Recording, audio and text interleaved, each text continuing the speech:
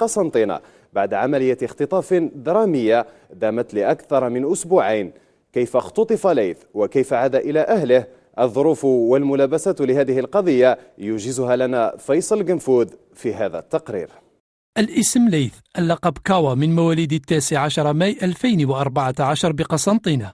اختطف بتاريخ 27 ماي 2014 وعمره 8 أيام. هذا هو مش ولدي، ولد الجزائر كامل ويروح نورمال. يا ربي يا ربي يا العنين يا الكريم، جيب لي ولدي يا ربي. 17 يوما من حرقة وبكاء أم على فلذة كبدها.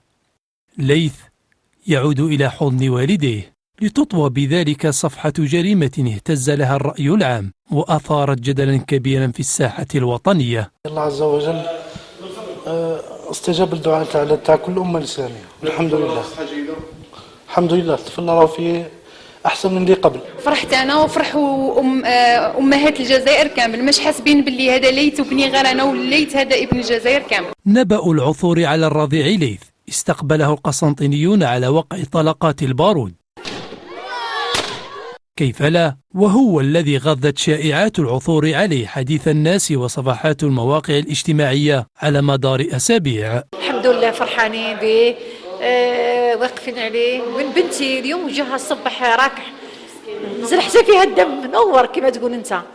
الحمد لله والله الحمد لله. الحمد لله ربي ونشكره، راهو بربي ان شاء الله راهو في صحة جيدة وعنده شوية دياري هاك صارف، بدلوا له الحليب راهم في ميسوا يداويو فيه، راهو في بربي ان شاء الله وفي تحسن جيد.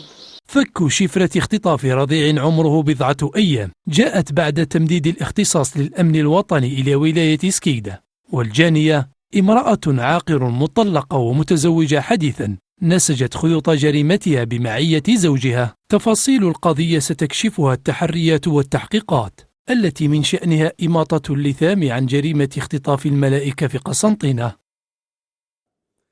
قام الوزير الأول عبد المالك سلال أمس السبت بزيارة عمل إلى ولاية غرداية، زيارة تهدف إلى إيجاد